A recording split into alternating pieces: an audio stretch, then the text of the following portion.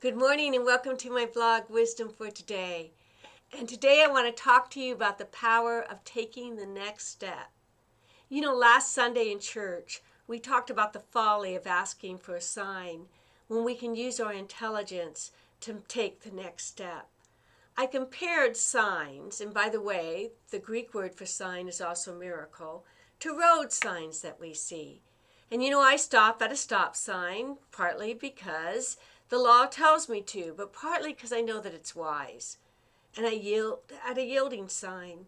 And when there's a four-way turn or I'm approaching a blind corner and there's no sign, I don't fall to my knees and ask God for a sign.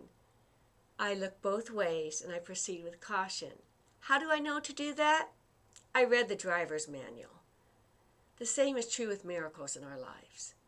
We don't worship the miracles in our life. I never thank a stop sign for being there. I thank the city council. And when the miracle doesn't come or the prayer isn't answered, I look both ways and I proceed with caution. A sign is only good as to what it points to.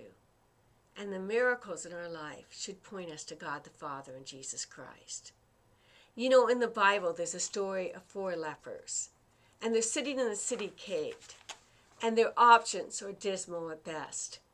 There's a famine in their own land and a famine in the city next door, and the other city they can run to has their enemy.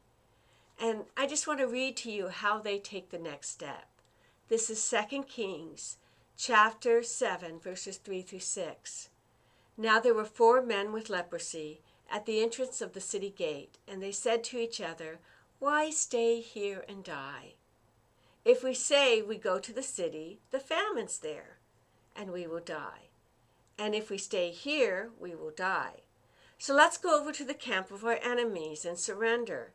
If they spare us, we will live. If they kill us, well, then we'll die."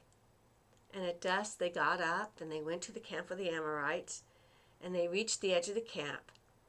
But not a man was there, for the Lord had caused the Amorites to hear the sound of chariots and horses, and a great number of an army. And they said one to another, "Look, the king of Israel has hired the Hittite and the Egyptian kings to attack us." And they lived. God provided after they took the next step.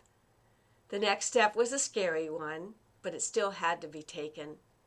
Brothers and sisters, whenever you have a decision, whatever step you take, make sure it's a step forward. You don't know what's beyond the bend of that blind corner. There may be a great blessing or there may be a trial, but whatever trial there is, we have a God that will see us through all trials, even the greatest one, that of death, that enters us into eternal life. As you pass by blind corners this week, I pray you feel the hand of God, and I look forward to seeing you in church this Sunday. God's blessings and have a great day.